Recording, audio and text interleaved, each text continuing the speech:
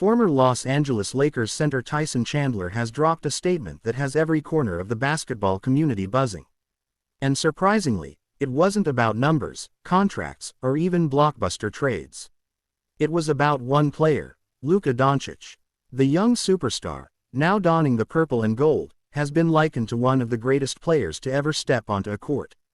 When you hear the name Chandler brought up, you'll instantly understand why it's become such a big talking point.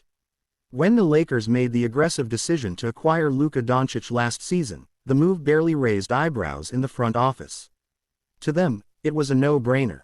Luka had already been recognized league-wide as one of the most unique and gifted players in the game, a generational talent who could completely alter the direction of a franchise.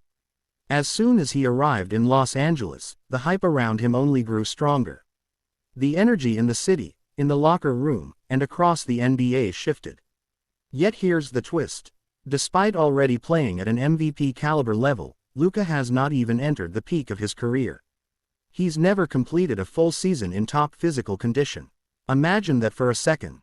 If he's already putting up jaw-dropping numbers while still short of his absolute prime, what could the ceiling look like when he finally gets there? That's what excites the Lakers organization and terrifies the rest of the NBA. We're talking about a player with the tools to push boundaries and redefine what's possible in this era of basketball. But this conversation isn't only about his stats. The real spark came from the comparison Chandler made. Because when a player dominates the way Luka does, fans, media, and legends of the game always try to connect them to past greats as a way to measure their significance. Tyson Chandler, however, didn't just mention a good player from history. He invoked a name that is sacred in Lakers lore, Magic Johnson. Yes, Chandler went there. He said Luka reminded him of Magic Johnson himself. Magic, the five-time NBA champion, the man who orchestrated Showtime, the charismatic leader who transformed the game while smiling and destroying opponents at the same time. Chandler, speaking to Eurohoops, revealed, "I always called him Luka Magic because he reminded me of a European version of Magic Johnson." Luka is clearly his own man in this new generation, but the way he dominates with joy and flair, it feels like watching Magic back in the day. It's just such a pleasure. That's not a light compliment, it's one of the highest comparisons possible. Magic isn't just a Hall of Famer, he's one of the cornerstones of NBA history, the face of an entire golden era for Los Angeles. To place Dončić in the same sentence as Magic is a bold statement that both honors Luka's brilliance and sets a sky-high standard for him to reach. And that's where the weight of expectation kicks in. Luka isn't just expected to be a superstar, he's now being asked to measure up against a legend. So can Luka carry that burden? If there's anyone who might be able to, it's him. His skill set already mirrors much of what made Magic so special. Luka's vision is otherworldly, his passing ability allows him to dissect defenses, and his control over pace often leaves opponents helpless.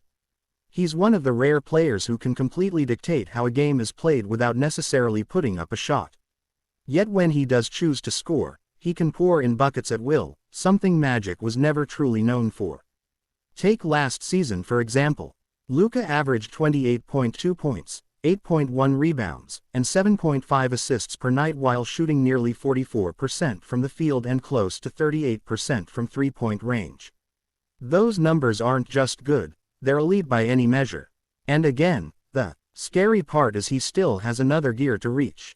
While his defense and rebounding don't yet touch the levels Magic achieved during his career, his offensive package, both as a passer and scorer, arguably makes him just as dangerous, if not more. The Lakers understand what all of this means. The moment you wear that jersey, expectations are already high.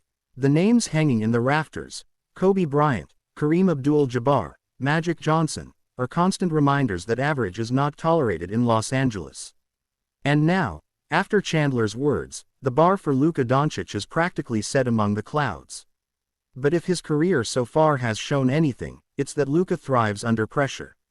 Whether in Europe, Dallas, or now LA, the brightest lights have only brought out the best in him. That naturally leads to the bigger question: can he carry forward Magic's legacy and spark a new Showtime era? Only time will give us that answer, but if what we've witnessed so far is only the beginning, Lakers fans might be staring at the dawn of something special. Yet while Luka's rise is the talk of Los Angeles, there's another storyline complicating the Lakers' future: Austin Reaves. Reaves has worked his way from undrafted rookie to fan favorite, showing grit, hustle, and consistent growth. But now, his role with the Lakers is under scrutiny. The doubts began after last year's postseason. In the matchup against Minnesota, Reaves failed to deliver the scoring punch he'd shown throughout the regular season. Defensively, his weaknesses were highlighted on the perimeter, and in LA, playoff performance outweighs everything else. His struggles sparked questions about whether the Lakers could rely on him deep in the postseason, and from there, rumors spread. Whispers grew louder that the Lakers were at least considering moving him in a trade. It wasn't about disrespecting his contributions, but rather the cold realities of the NBA. Teams around the league still see him as valuable, an efficient scorer, a ball handler who can create plays, and someone who could step into a larger role elsewhere.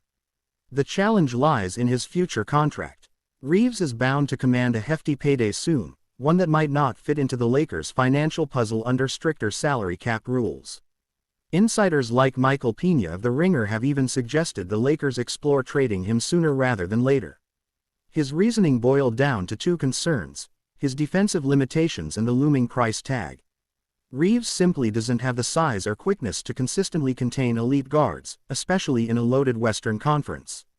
And when his next contract negotiations arrive, keeping him could force the Lakers into uncomfortable financial decisions. That's the dilemma Rob Pelinka and the front office must solve. Reaves' current deal doesn't guarantee loyalty. His extension actually positions him to earn more by leaving Los Angeles than staying. If he does choose to walk later, the Lakers could lose him for nothing, a nightmare scenario. Which is why many believe the trade deadline might be the decisive moment. By mid-season, the Lakers will know what they have. If the team looks like a true contender, they might hold on and ride the momentum. But if chemistry seems off or an opportunity arises to acquire a better fit, the Lakers could be forced into making a move. The danger in waiting too long, though, is that once other teams sense Los Angeles is desperate, Reaves' trade value plummets. Timing will be critical. His production makes the decision even harder.